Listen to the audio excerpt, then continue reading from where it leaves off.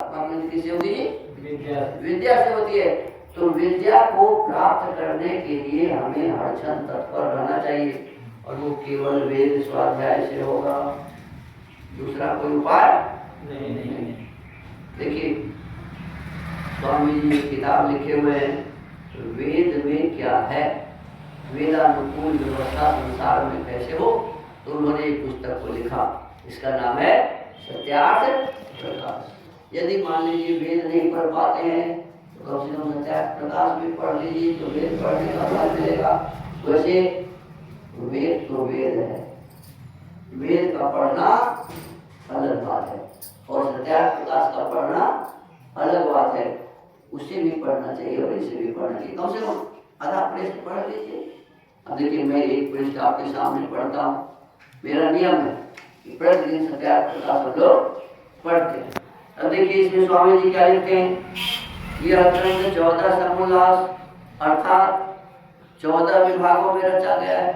सत्यार्थ प्रकाश ग्रंथ में कितने विभाग हैं? 14। उसी को हम लोग अध्याय कहते हैं, अंग्रेजी में उसी को चैप्टर कहते हैं। इसमें स्वामी जी ने इसको क्या लिखा है? समोल्लास। क्या लिखा है? समोल्लास। तो 14 समोल्लास में रचे हैं। कहते हैं उसमें 10 समोल्लास पूर्वार्ध है, यानी पहले भाग, और 4 समोल्लास उत्तरार्ध है, यानी बाद भाग। तो पूर्वार्ध और उत्तरार्ध दोनों मिलाकर के पूरा सत्यार्थ प्रकाश कहते हैं कि पहले वाला जो हमारा सत्यार्थ प्रकाश था, मैंने 1875 ईस्वी में जब स्वामी जी से पहले बार सत्यार्थ प्रकाश छपाए थे, तो उसमें लिखते हैं कि उसमें 12 अध्याय ही थे। कितने? 13वां और 14वां नहीं था। अब इस संस्करण में अर्थात 82 ईस्वी में, 83 में उनका जीवन लीला खत्म हो गई, 82 ईस्वी में दोबारा छपाए, तो उस समय वो दोनों समोल्लास 13 और 14 बीच में डाल दिए, और साथ में वो लिखते हैं कि मैं क्या मानता हूँ, वो मंतव्य मंतव्य प्रकाश एक किताब उन्होंने लिखा है, तो उसको भी इसमें डाल दिए। ये सब मिला करके सत्यार्थ प्रकाश है। तो और कहते हैं कि इसमें जो 14 समोल्लास है तो क्या क्या लिखा है? तो प्रथम समोल्लास में ईश्वर के ओंकार आदि नामों की व्याख्या, परमात्मा के कितने नाम हो सकते हैं इसकी व्याख्या पहले समोल्लास में। क्या क्या नामों के हो सकते हैं? उनका नाम शंकर भी है, उनका नाम शिव भी है, उनका नाम कृष्ण भी है, उनका नाम देवी भी है, उनका नाम माता भी है, पिता भी है, दादा भी है, परपितामह भी है, परमात्मा के आचार्य भी नाम है। गुण के नाम, गुण के आधार पर अनंत नाम है उनके। तो इसमें से लगभग 100 नाम इन्होंने इसमें लिखा है। तो हमको आपको इसको पढ़ के पता चलेगा कि परमात्मा का नाम ओम मुखी क्यों है, और बाद बाकी सभी नाम परमात्मा के कैसे हैं। द्वितीय समोल्लास में संतानों की शिक्षा, सभी चाहते हैं कि मेरे बच्चे अच्छे हों, कोई चाहता है नहीं हो है, लेकिन मेरे बच्चे बढ़िया से बढ़िया कैसे हो, इसके लिए इसमें दूसरा समोल्लास लिखा हुआ है। दूसरा समोल्लास पढ़िए और उसके हिसाब से अपने बच्चों को शिक्षा दीजिए, तो आपके बच्चे बहुत ही अच्छे होंगे। लेकिन हम लोग इसको नहीं पढ़ पाते। सबके बच्चे, आप पढ़िए दूसरा समोल्लास, आप पढ़ ली, आप नहीं पढ़े तो बच्चा को कौन संभालेगा? अब पिता ही नहीं पढ़ेंगे तो बच्चा को कौन संभालेगा? तो पिता को पढ़ना चाहिए। देखिए हमारा आपका बहुत बड़ा दायित्व है। पितृ ऋण कैसे चुकता है? माता पिता की सेवा करने से और पुत्र को सही रास्ता दिखाने से, तब पिता का ऋण चुकता है। तो हमारे पुत्र सही रास्ते पर चले, इसके लिए इसमें दूसरा समोल्लास है। फिर तीसरा समोल्लास में लिखा हुआ है कि अपने बच्चों को पढ़ाना कैसे चाहिए, विद्यार्थी को पढ़ना कैसे चाहिए, पढ़ने पढ़ाने वाले की व्यवस्था कैसे करनी चाहिए। देखिए अभी मुझे फोन आया है गार्जियन का कि मैं गुरुकुल में गया था, पहले जाते थे तो बहुत प्रसन्न होता था बालक और बहुत अच्छा था, अभी अभी भी कह रहे हैं गुरु जी जब तक थे तो बहुत सुंदर व्यवस्था थी, और गुरु जी यदि नहीं है तो थोड़ा कठिनाई हो रही है। अभी कह रहे थे मुझे क्या बताया, बताइए तो नहीं बताए, लेकिन कोई ना कोई बातें होगी। अब मैं जब रहता हूँ तो मैं हर एक विषय वस्तु पर ध्यान रखता, छोटी से छोटी और बड़ी से बड़ी कोई भी असुविधा बच्चों का हो जाए पूरा ध्यान रखता हूँ। तो ये ध्यान जो माता पिता रखते हैं या गुरु रखते हैं उनके बच्चे अच्छे होते हैं। अब जो ये ध्यान नहीं रखते उनके बच्चे ठीक से पढ़ाई नहीं कर सकते, ठीक से उनका शरीर ठीक नहीं रह सकता, ठीक से क्या करते हैं उनकी व्यवस्था नहीं बन सकती। तो हमको आपको इसका हर एक गार्जियन को एक ख्याल रखना चाहिए कि हमारे बच्चे बढ़िया से बढ़िया पठन पाठन कैसे करें।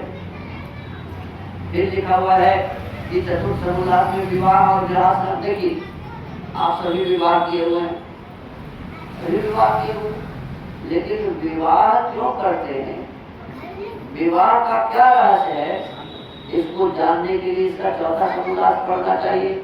इनका संतुष्टो भार्या भर्ता भर्ता भार्या तथैव च यस्य यद्येव कुले नित्यं कल्याणं तत्र वै ध्रुवम्। अब देखिए ताकि जिस घर में स्त्री के व्यवहार से पति और पति के व्यवहार से पत्नी खुश होते हैं तो उस कुल में स्वर्ग निश्चित रूप से होता है, उसका कल्याण होता ही है। अब पति खींचे इधर पत्नी खींचे उधर तो ऐसे परिवार में सुख होने वाला नहीं।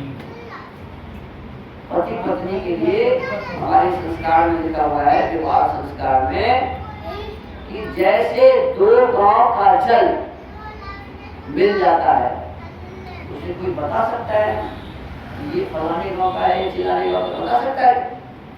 ये जल के समान पति और पत्नी के मन मिल जाने। और आपको सिखाया क्या जाता है, पत्नी कितनी प्यारी हो और भेद बताना। बताइए लिखने वाला महापुरुष है ना, ये गाने वाला और लिखने वाला महापुरुष है कि नहीं? अच्छा एक बात बताइए, जिस पत्नी को पति भेद नहीं बताएगा वो पत्नी कभी भेद बताएगी अपने पति को? तो ये बेकार नहीं गाया कि पति कितना शराबी हो उससे भेद छिपाना। क्या जी होगा ऐसा? क्या जी? पत्नी कितनी प्यारी हो तो भेद बताना, अब पति कितना भी बड़ा गुंडा हो तो उसे भेद छिपाना। चाहता भी यही है, यही चाहता है कि हम कुछ भी है, हमारे विरोध में तो कोई काम, पत्नी विरोध में काम ना करे, लेकिन पति महाराज दिन रात विरोध में काम करे। नहीं, ये वैदिक व्यवस्था, वैदिक व्यवस्था है कि पति और पत्नी के मन बिल्कुल जल जैसे मिल जाने, ये है गृहस्थ धर्म। तो चतुर्थ समुदाय को आप पढ़िए तो आपको पता चलेगा कि गृहस्थ में हमें अपने गृहस्थी को कैसे ठीक से चलाना है।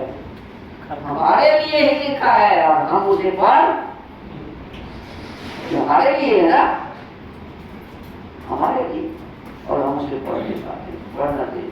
पंचम समुदाय में लिखा है वानप्रस्थ और संन्यास आश्रम का व्यवहार बाबा जी सब कैसा होना चाहिए। अब वर्तमान में क्या होता है, दाढ़ी बढ़ा लिया, केस बढ़ा लिया, कपड़ा रंगा लिया, एक तुम्बा ले लिया, गांव गांव घूमता रहा, बस हो गया बाबा जी, गांजा का सोट लगाया, है ना जी। अरे मुझे भी कोई देखता है कहता है बाबा गांजा है,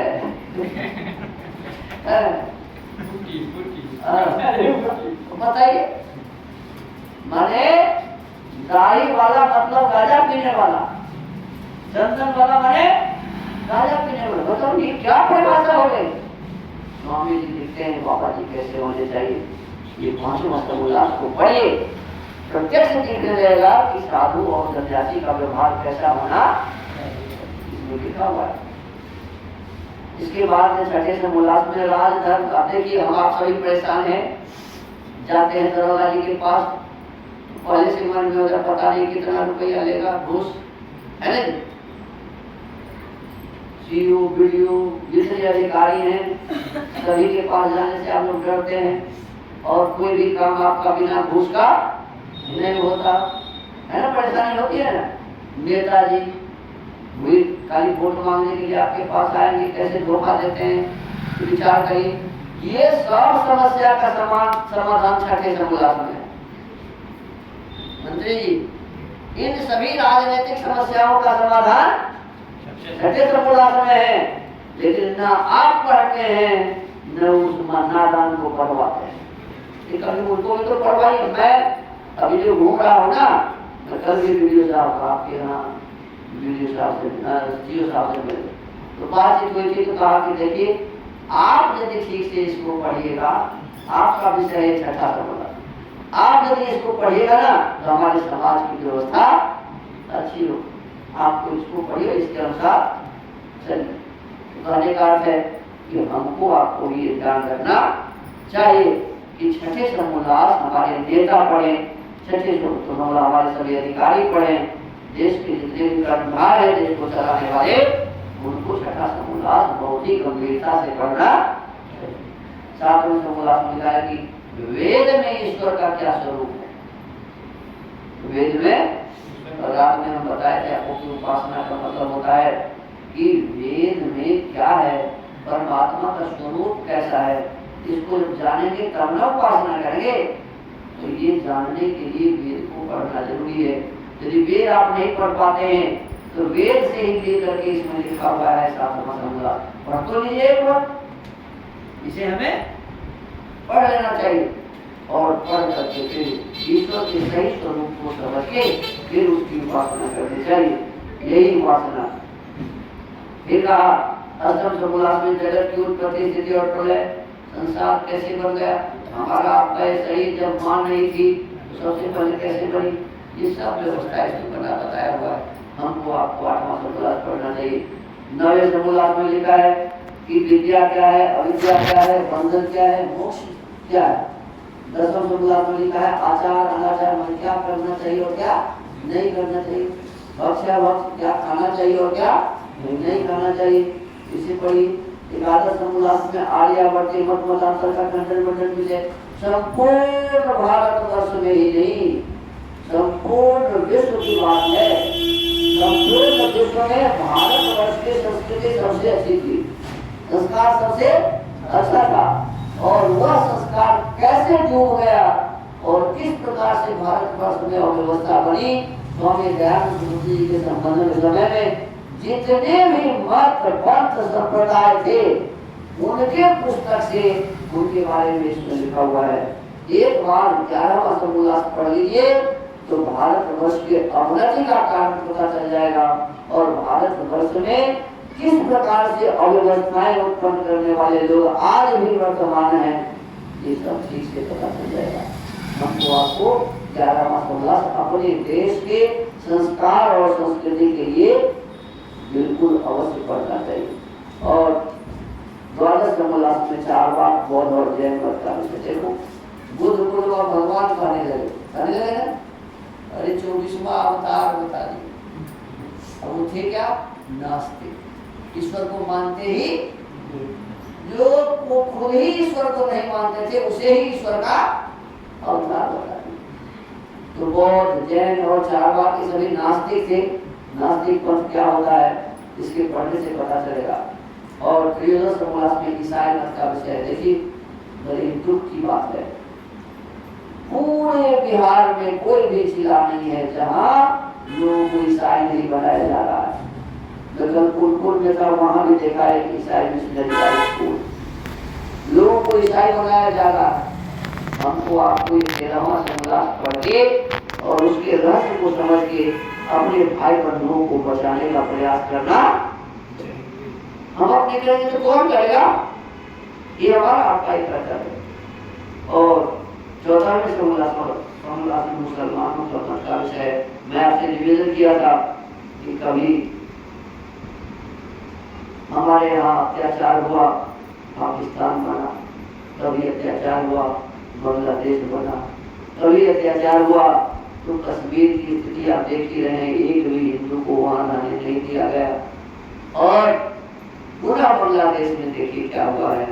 आने वाले समय में हम आप यदि ऐसे ही सोए रहे तो पता नहीं किस रात किस क्षण हमारे आपके ऊपर में उसी प्रकार का आक्रमण हो जाएगा। इसीलिए हमको आपको बहुत ही सजग और सावधान रहने की आवश्यकता है। ये 14 सर्वोल्लास हमें सावधान करता है कि किस प्रकार से इन आतताइयों से हमें बच के रहना चाहिए, इसे आतंकवादियों से कैसे हमें निपटना चाहिए।